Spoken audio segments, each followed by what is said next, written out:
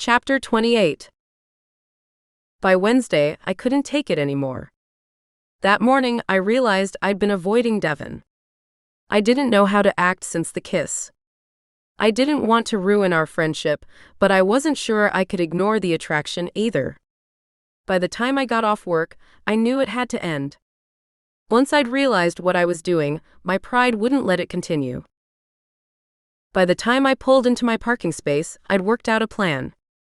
I went to my apartment, intent on getting out of my suit, and changed into a pair of comfortable denim shorts and a soft, bright-colored tank top. It wasn't an outfit designed for seduction, just comfortable, non-work clothes. Then headed back down to Devon's, intending to invite him up for dinner. But as I closed my door and turned for the stairs, I saw him. He was halfway up and climbing fast. I stood for a moment, taking in the sight. Dark jeans and a snug blue t-shirt that made me want to touch him.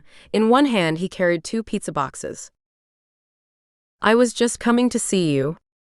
I smiled. He looked up, smiling when he saw me. Imagine that.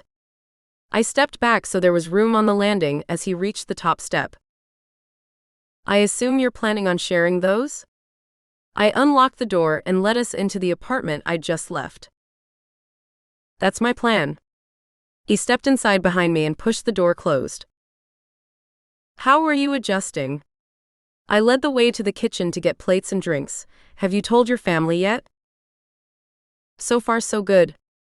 The more sensitive hearing is still a bother, but nothing too bad. I'm getting used to the strength and all the rest of it too. No, I haven't told my family yet. I'm still trying to decide the best way." He set the pizza boxes on the table, turned and watched as I moved around the kitchen. "What have you been up to?" "The usual. I met with Bill and Alexis a couple of days ago. I fixed a couple of glasses of iced tea, using a plastic cup for Devon, and put the plates on the table. Bill wants to see if we can shift other non-shifters." "You think you can?" He opened the top box, revealing a large mushroom and spinach pizza, my favorite. "I'll have to meet them before I can tell. I'm not sure if I can, that's the real question." He put a couple of slices on one of the plates and set the plate aside before closing the box and switching the 2 pizzas. "I'm afraid it may end up more a question of if I will. Bill seemed to agree to my conditions, but I'm not sure everyone will." Devon opened the second pizza box, revealing another large pizza, this one covered in meats. He served himself a couple of slices of this pizza, then closed the box and set them both on the counter out of our way. Watching him, a slight smile spread across my face. "A little hungry?" "I've already learned I wasn't eating enough. I figured you were the same, so I came prepared. Anything we don't eat tonight, we can stick in the fridge and eat tomorrow." He shrugged, sitting down and looking up at me, waiting for me to join him. I sat. "Have any talents started to surface?" I took a bite. "Not really. I mean, I've had a couple of instances where I knew that someone was lying, but nothing major. That could just be the enhanced senses." I nodded and we ate in silence for a bit. When Devon got up to get more pizza, he spoke again. "You going to tell me I'm the only one who feels it?" he said, his back still to me. "Who feels what?" "The draw. That we're potentially mates." I was dumbfounded. I blinked at his back, unable to find the words to ask what he was talking about. "I might believe it was just me, except the way you responded the other day." "Mates? What do you mean, potential mates?" I was finally able to speak again. He turned around and looked at me, amazement plain on his face. "Are you telling me you've known your kindred for almost 2 months and no one has explained mating to you?" I shook my head. "I've never heard of it. It's one of the major benefits of being kitsune. The mating instinct tells a shifter when someone is compatible. It tells you when you've met someone you could be happy with for the rest of your life." "But you said you were the only one? How can it let you know the one, but makes it so only you feel it, the other person doesn't?" "That's the downside. Not every possible mating goes both ways. The upside is that there is no one mate over the course of a lifetime. Unmated kindred can encounter a dozen or more potential mates. Mating isn't forced, you can choose whether to seal a mating. You're saying I'm a potential mate for you, and you believe you're one for me? Yes. How do you know? How can you tell? It's an instinct. It starts out as an attraction, but it gets stronger.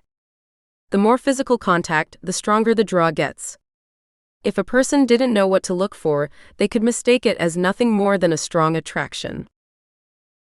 Then how do you know? I grew up knowing about it. I spent years expecting to encounter it. He looked away. It was one of the hardest things for me to accept when we decided I'd never shift. Because you'd not have a mate? I could still have a mate, but it wouldn't be the same. You see, once a mating is sealed, a mated pair gains power. Some pairs share strengths. It's a unique bond, and though there is a bond with humans or non-shifters, it's not the same. I'm not sure I understand. I know. I'm sorry. I'm not explaining this well. Tell me this. How did you know after you shifted that I'm potentially your mate? There's no way to say this that's not weird, so I'll just spit it out. He looked across the room, not meeting my eyes. I've been attracted to you from the beginning. The beginning? I didn't know if he meant since we were kids or since he got back. That day in the courtyard when I was moving, he said. After you shifted me, it was different. It was more, a lot more. That's when it dawned on me, it was the instinct. I see. I didn't intend to kiss you. After I shifted again, the urge to touch you overwhelmed me. I don't mind. It surprised me, but it felt right. I found myself wanting to touch you when you're near. I thought it was just the tactile need I've noticed among the pack. But when I'm not near you, I find myself missing you, more than normal, I mean.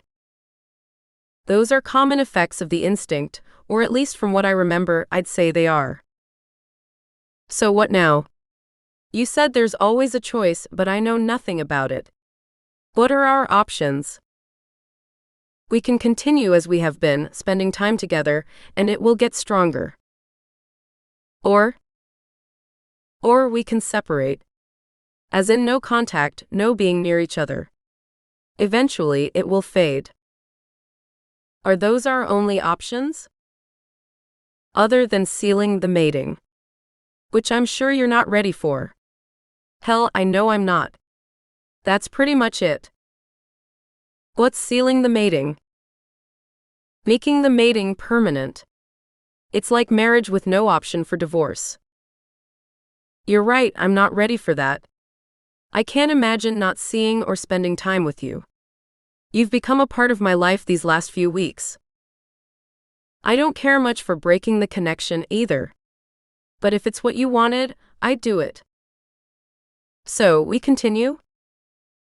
We continue. He smiled. With one change, if you don't mind. What do you have in mind? This. Devon leaned over me, settling his mouth over mine, softly kissing my lips. He coaxed my mouth open to let him sweep his tongue inside, tasting me as he pulled me to stand and held my body close to his. After several minutes, he lifted his head enough to say, "Well?" "I think we can come to an agreement," I whispered, pulling him back until his lips met mine again. Don't miss the next book in the series, Fight.